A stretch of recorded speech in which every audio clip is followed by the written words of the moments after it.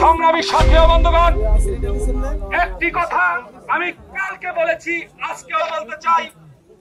অনেকেই বলছে পারিবারিক তন্ত্র, একনায়কতন্ত্র, রাজতন্ত্র অত্যন্ত দুঃখ এবং পরিতাপের বিষয়। যে যাই বলুন, যেভাবেই বলুন, এক ভাই এমপি আর এক ভাই যদি আল্লাহ রহমত করে উপজেলা চেয়ারম্যান হবে, তাতে কোনো সমস্যা আছে কি? যোগ্যতা আছে তো আজাদ সিদ্দিকী সাহেবের। আমরা সবাই 21 তারিখ মার্কায় ভোট দিব। আমাদের মার্কাটা কি? আবার বলুন, জোরে বলুন। সংগ্রামী সাথী ও বন্ধুগণ, বর্তমানে এই টাঙ্গাইল জেলাতে প্রায় 17,000-এরও অধিক মুক্তিযোদ্ধা এখন পর্যন্ত ভাতা গ্রহণ করতেছে। ভাতা গ্রহণকারী পরিবারের সদস্য।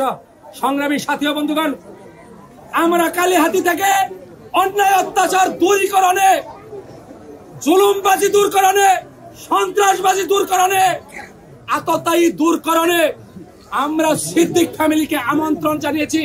আব্দুল লতিফ সিদ্দিকী সাহেবের এই বয়সে নির্বাচন করার কথা ছিল না, আমরাই টেনে নিয়েছি, আপনারাই টেনে নিয়ে এসছেন, আপনারাই ভোট দিয়েছেন।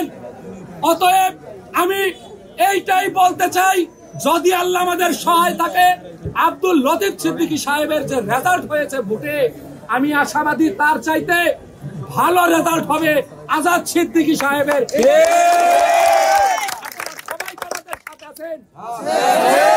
আমরা আজাদ সিদ্দিকী সাহেবকে 21 তারিখ ভোট দিব এবং চেয়ারম্যান হিসাবে জয়যুক্ত করব ইনশাআল্লাহ।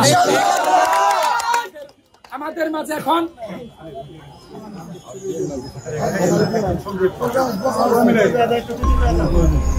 মিশন 90 সংবাদের পিছনে নয়, ভিতরে ছুটি।